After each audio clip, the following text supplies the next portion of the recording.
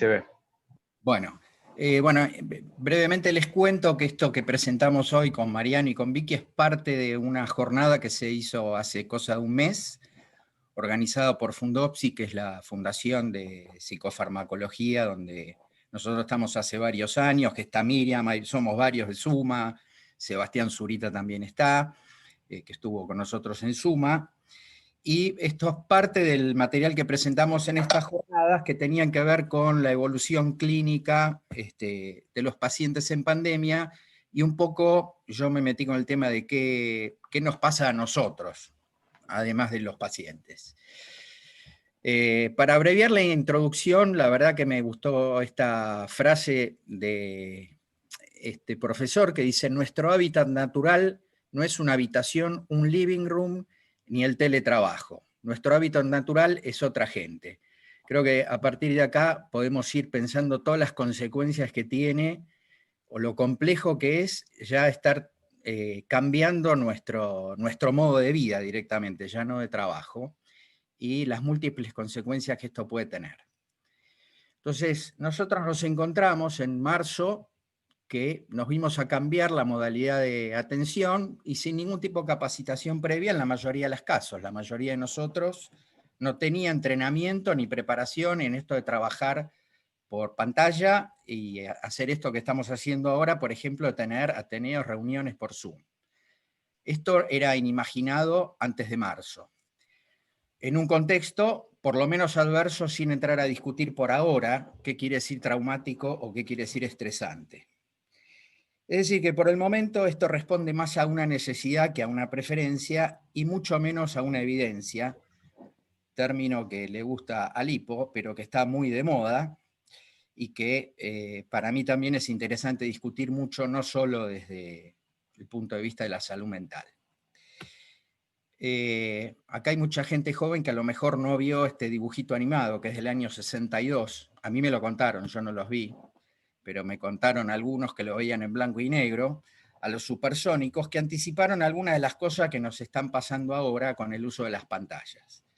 Además, desde marzo nosotros incorporamos a nuestro lenguaje una cantidad de terminología en inglés como delay, audio, synchronous, real time, webinar, en fin, y además hicimos una serie de argentinismos o castellanización, digamos, ¿no?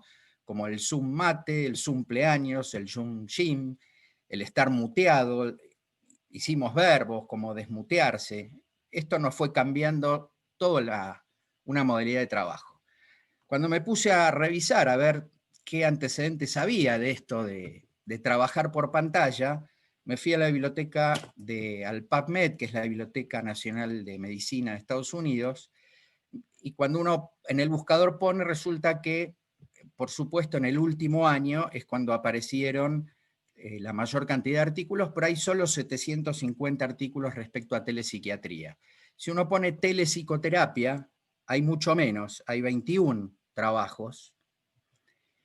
Si uno busca algo en relación a psicofarmacología, telepsicofarmacología, encuentra que algunos trabajos hay más cosas de videopsicofarmacología en relación a la docencia y a la aplicación del video a la docencia, pero no hay al tema del trabajo con pacientes.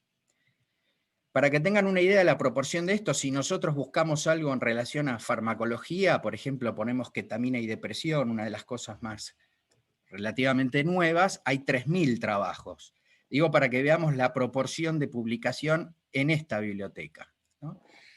Entonces, nosotros nos vimos obligados a usar una herramienta que la verdad que mucho no la conocíamos y no tenemos estudios ni basados en evidencia y mucho menos experiencia.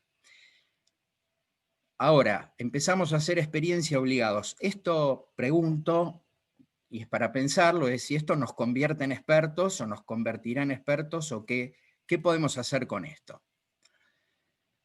Si uno entra en la página de la Asociación Americana de Psiquiatría, ellos sí hablan de telepsiquiatría basada en la evidencia. Y les voy a leer textualmente, o bueno, traducido por mí, lo que ellos dicen, ¿no? Dice: la telepsiquiatría basada en evidencia es sustancial y el grado de satisfacción, esperen que acá no veo, entre pacientes, psiquiatras y otros profesionales es extremadamente elevado. Su efectividad es comparable al cuidado presencial en términos de vínculo terapéutico, calidad de atención, validez, confiabilidad de las evaluaciones y evolución clínica. La evidencia es formidable para niños, adolescentes y adultos para la evaluación y para el tratamiento, tanto para la medicación como para la psicoterapia. Los estudios preliminares en pacientes geriátricos y a través de diferentes culturas son positivos. Existen algunas poblaciones en las que es preferible a la atención presencial. La verdad que es bastante fuerte lo que ellos dicen, y me fui a buscar otras fuentes, otras bibliotecas, y encontré un artículo de un médico indio que me pareció realmente muy interesante la revisión, esta tiene algunos años. Él habla de 50 años de esto, porque toma en cuenta las primeras entrevistas que se hicieron hace 50 años en un ensayo con cámaras de televisión en la Universidad de Nebraska. Encuentra resultados comparables en depresión, ansiedad, estrés postraumático, trastorno de alimentación, abuso de sustancias, esquizofrenia y llamativamente prevención de suicidio, ¿no? Hoy, justo antes de empezar, Juan me comentaba un tema que tocó resolver por pantalla hoy, ¿no? Revisa la eficacia en terapia cognitiva, en técnicas de exposición y prevención de respuesta, en psicoeducación, en terapia familiar y en lo que llaman rehabilitación. Él cuestiona el concepto de evidencia, porque dice que es imposible discutir esto, porque en todos estos años son diferentes criterios diagnósticos, los seguimientos, la terminología, cambia la tecnología todos los años, con lo cual no es comparable un estudio con otro. Es muy interesante este artículo, y diferencia lo que es la satisfacción de los pacientes de la eficacia de los tratamientos. Y revisa también qué ocurre en el vínculo terapéutico, pregunta qué puede ocurrir con la adherencia a los tratamientos con los pacientes, qué pasa con las poblaciones especiales, y discute la cuestión de la accesibilidad. Claro, él está en la India y, similar a cosas que hemos discutido o que nos pasan acá, no todo el mundo tiene acceso a Internet. En agosto, por agosto, la Universidad de Oxford sacó esta guía para trabajar por pantalla. Esta es de la Universidad de Oxford, es el edificio al lado donde están trabajando con la vacuna, pero evaluaron solo guías en inglés, bastante compleja y completa, ¿sí? Evalúan también cuestiones tecnológicas, administrativas, legales, distintos tipos de psicoterapia, prescripción de psicofármacos. En ese sentido es bastante completa. En la discusión plantean, bueno, que en realidad la gente, y es lo que nos pasa a todos, el entrenamiento clínico es en plena pandemia, con lo cual se preguntan de esto, ¿qué va a resultar en la pospandemia? ¿Cómo vamos a aprovechar o no esto que estamos aprendiendo ahora? Probablemente ellos proponen y suponen que va a haber sistemas mixtos de atención, cuestionan la poca evidencia que hay para el uso de esta herramienta y dicen la poca que hay, que es previa a la pandemia, para los que son verdaderos evidenciólogos, no sería válida para una pandemia, porque esto no fue probado todavía. Ahora, en la evaluación, la consulta médica aumentó un 8.700% de la utilización de la telemedicina, la llamada telemedicina. En general, con bastante satisfacción por parte de o de la mayoría de los pacientes. Ahora, interesante que sobre 840 artículos de salud mental, solo 11, es decir, el 1%, investigó el vínculo transferencial, la relación terapéutica, ¿sí? Y la comparación con qué pasa con la diferencia del tratamiento presencial. Es decir, es un tema que aún todavía está muy poco estudiado. Ahora, quiero plantear otro tema que tiene que ver con algo de lo que hablaba Gaby y que nos pasa a nosotros. Esto, si bien podría ser el escritorio consultorio de algún profesional psi, este era el escritorio de Einstein en 1955 en la Universidad de Princeton, ¿no? Cuando le cuestionaron a Einstein el desorden que tenía en su escritorio, él dijo, preocúpense de los que tengan un escritorio medio vacío, Bueno, resulta que este podría ser un posible escritorio de un psicólogo, un psiquiatra en plena pandemia. Nos faltaría un frasquito de alcohol en gel y con esto, con una computadora, estamos en un posible consultorio. Y entonces nos encontramos con un nuevo síndrome que se llama fatiga de Zoom, que todos conocemos. Y esto se describe como el cansancio, la preocupación o el burnout asociado al uso excesivo de plataformas virtuales de comunicación. Como otras experiencias con la pandemia, es altamente prevalente, intensa y completamente nueva. Tiene múltiples dimensiones, múltiples causas, hay cuestiones tecnológicas, hay explicaciones socioneurobiológicas, físicas, en fin, hay una serie de cosas que tienen que ver con esto. Yo voy a tomar un par de puntos que me parecieron interesantes para poder después pensar algunas cosas que podemos hacer para ayudarnos nosotros con nuestro cansancio y prevenir el burnout. Si uno va a buscar estas cuestiones de la pantalla, yo no encontré en los trabajos en bibliotecas que tengan que ver con psicología o psiquiatría. Lo encontré en cuestiones de ciencias sociales y de computación. Y me encontré con algunas cosas muy interesantes. Por ejemplo, hay un estudio que demuestra que los médicos, por ejemplo, frente a la pantalla, frente a una clase en vivo o frente a la misma actividad por pantalla, se sienten mucho más estresados y distraídos y más difícil de seguir la clase que los que vieron la misma actividad estando en persona. Hay otro tema que es el tema del delay, ¿no? Esta palabra, como dije antes, que incorporamos en el inglés, del inglés, que tiene que ver con las videollamadas y es una cuestión técnica. Pasa lo siguiente.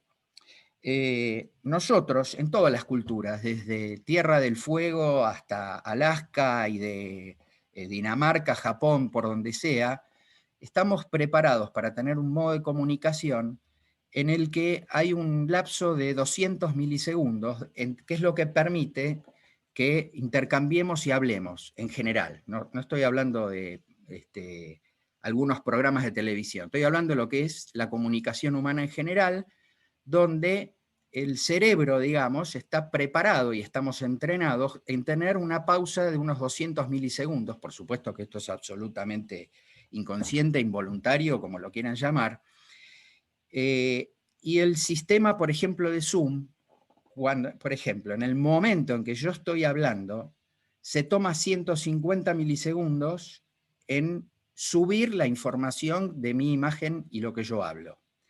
Y tarda otros 150 milisegundos en bajar en la computadora o en el teléfono de cada uno de ustedes. Quiere decir que hay por lo menos 300.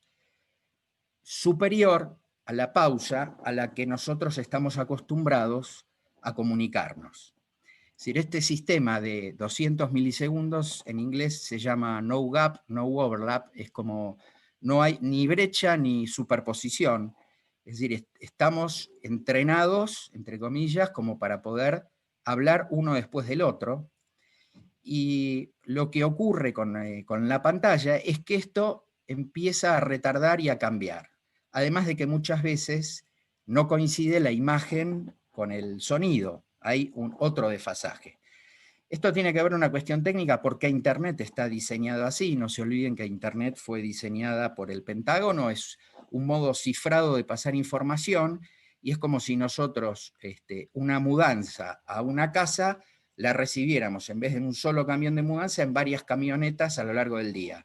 Es enloquecedor, viene todo desarmado en distinto tiempo, en distinto momento y hay que volver a armar todo. Esto es lo que ocurre en cada sesión y en cada sesión de Zoom, como esta misma, por ejemplo.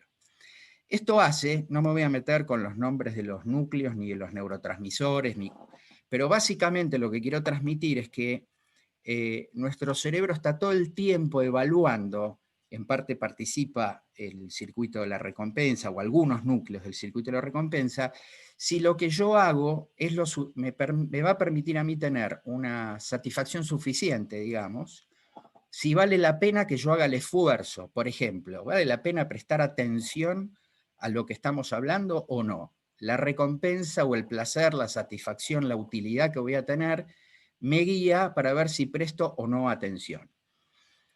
Esto, digamos, algunos lo ven como una cuestión adaptativa, que es lo que le permite al sistema nervioso, al cerebro, evaluar cuánta energía va a gastar en lo que va a hacer. Entonces, el cansancio, la fatiga mental que nosotros sentimos, tiene que ver con una señal de que esta estrategia conductual que elegimos no es la más apropiada. ¿Qué quiere decir la más apropiada? No es la más apropiada probablemente para nuestra satisfacción, no para lograr un resultado, sino que el cerebro evalúa en función de si se consigue su satisfacción, su meta o no, y esto podría ser una señal que nos permite pensar que hay que cambiar de estrategia, ¿sí? O poner la energía en otra cosa. Es decir, la fatiga mental estaría funcionando como una señal adaptativa, ¿sí? Esto tiene que ver también hay varias funciones hechas, pero por ejemplo, la distraibilidad también funcionaría como una señal de que hay que cambiar la actividad. Esto, hay rasgos de personalidad que están estudiados que tienden a sufrirlo más que otros, ¿sí? Los perfeccionistas, este concepto del neuroticismo que es bastante discutido, la introversión, es como un sesgo de mayor riesgo para la fatiga. ¿Por qué? Bueno, porque están más atentos a ser rechazados por un mal desempeño que a ser premiados por una buena performance. Esto implica otro grado de esfuerzo e implica también un mayor esfuerzo de adaptación. Y entonces se tiende a subestimar estas señales de fatiga y lleva a sobreesfuerzos, y esto hay mayor riesgo de burnout en los profesionales. Hay otras teorías también sobre la fatiga mental aguda y crónica. Este es un artículo japonés de Ishii, que no es el intendente del conurbano. Este es interesante. Han estudiado si la misma cara vista en vivo o vista por pantalla activa las mismas regiones del cerebro, y demostraron que no. Es decir, cuando trabajamos con la pantalla, aunque conozcamos a las personas con las que estamos, la parte del cerebro que tienen que empezar a activarse es otra. Esto probablemente también implique un consumo de energía mayor. Si yo a ustedes les muestro esta curva, todos van a decir, uy, sí, la curva del aumento de los casos del COVID. No, esto es las acciones de Zoom. Esta es la plata que nos perdimos de ganar si en vez de trabajar por Zoom hubiésemos comprado acciones de Zoom, ¿sí? Esto es el valor de las acciones de Zoom en este año. Entonces, de todas estas cosas, tips para trabajar en telepsi. Hay que acortar tiempos de entrevistas y actividades, espaciar las consultas, es decir, dejarnos ratos libres entre un paciente y otro, por ejemplo. Tomarse el tiempo para los pacientes que no están familiarizados, a instruirlos en el uso de la plataforma o lo que se esté usando, sea teléfono, computadora, lo que sea. Mirar a la cámara y no la imagen del paciente. Esto es muy interesante porque nosotros tendemos a mirar a la cara del paciente si trabajamos cara a cara, pero el paciente, cuando ve que nosotros miramos a la cara del paciente, en realidad estamos mirando su imagen en la pantalla y no estamos sosteniendo su mirada, no miramos a los ojos. Y si miramos a los ojos, o sea, mirando a la cámara, yo miro ahora a la cámara, no veo cuál es la gestualidad del paciente. Así que esto también plantea un esfuerzo y una dificultad difícil de resolver. Por una cuestión de protección visual y del cuello, es conveniente mantener los ojos a la altura del tercio superior de la propia pantalla, no la mirada, los ojos estoy hablando. ¿Sí? Hay que evitar la luz de atrás, sobre todo con los pacientes paranoides, ¿sí? Porque la cara queda en sombras. Quitar la propia imagen de la videollamada, porque funciona como un distractor que nos hace distraer y además de vuelta. Vemos nuestro sistema nervioso más exigido. El uso de lágrimas artificiales puede ayudar para aliviar algo. Hay que apagar los otros dispositivos para evitar el multitasking. Y a veces con pacientes es mucho mejor una llamada telefónica común para evitar sobre nosotros esta cantidad de estímulos que nos agota. Entonces, en un simple pantallazo, nos encontramos en una situación inédita en la historia de la humanidad en general, de la salud y la psiquiatría. Estamos construyendo evidencia y experiencia. Nos vimos obligados a utilizar estrategias en las que no estamos entrenados. Más bien tuvimos que usar herramientas que usamos para otras cosas, las tuvimos que empezar a usar para trabajar. A su vez, estas herramientas nuevas las utilizamos de un modo totalmente inédito, con lo cual tenemos la oportunidad de implementar nuevas estrategias y herramientas, y este es el desafío, aprovechar lo bueno que pueda traer este nuevo sistema para mejorar nuestro trabajo en salud mental. Así que ni picapiedras ni supersónicos, y muchas gracias por el sumo esfuerzo de prestar atención estos minutos.